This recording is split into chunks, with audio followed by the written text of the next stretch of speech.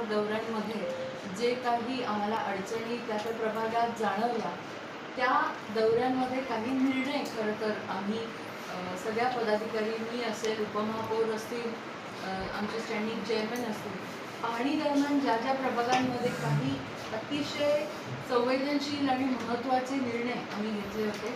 आणि आज आम्हाला आनंद होतो आहे की आपलं सरकार जे आहे महाराष्ट्राचं, ते शेतकऱ्यांना प्राधान्य देत असताना आणि उद्या सन्माननीय मुख्यमंत्री देवेंद्रजी फडणवीस यांचा वाढदिवस असताना पाथर्डीमध्ये आपल्याला माहिती आहे, गव्हाणे इथे जो आपला खत प्रकल्प आहे त्यामध्ये सातत्याने लँड फिलिंग होतं आणि लँड फिलिंग झाल्यामुळे, लिंचिंगमुळे जे पाणी आहे ते अतिशय घाण पाणी खूप वर्षापासून, जवळजवळ 15 वर्षापासून हे शेतकरी त्रस्त होते.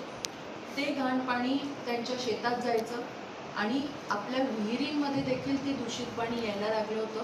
त्यांचं शेत आणि पीक त्याच्यामुळे आतून सडत होतं आणि त्यांना पीक घेता येत नव्हतं. ही वर्षानुवर्षाची समस्या त्या शेतकऱ्यांची होती. त्याचबरोबर विहिरीतलं पाणी देखील दूषित होतं, त्यामुळे त्यांच्या आरोग्याला देखील खूप मोठा धोका निर्माण झालेला होता.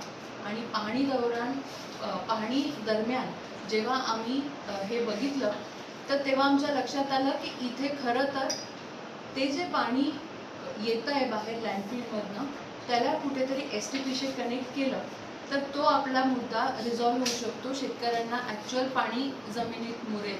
आणि म्हणून त्या तिथल्या पाण्याचं जे डायव्हर्जन आहे ते आम्ही जवळजवळ 2.5 कोटी खर्च करून आज त्याचं भूमिपूजन केलेलं आहे.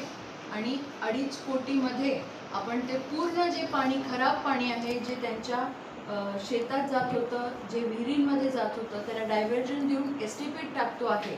आणि आता त्यांना एकदम चांगलं आणि स्वच्छ पाणी मिळेल. हे जे खराब पाणी होतं ते STPत जाऊन स्वच्छ होणार आहे. त्यामुळे अशा पद्धतीने खरं तर शेतकरी खूप आनंदित होते आज की एवढ्या वर्षानंतर त्यांचा वर्षानुवर्ष जो लांबलेला एक प्रश्न होता आणि त्याच्याने त्यांची शेती आणि आरोग्य दोन्ही पण धोक्यात होते, तो मार्गी लागलेला आहे.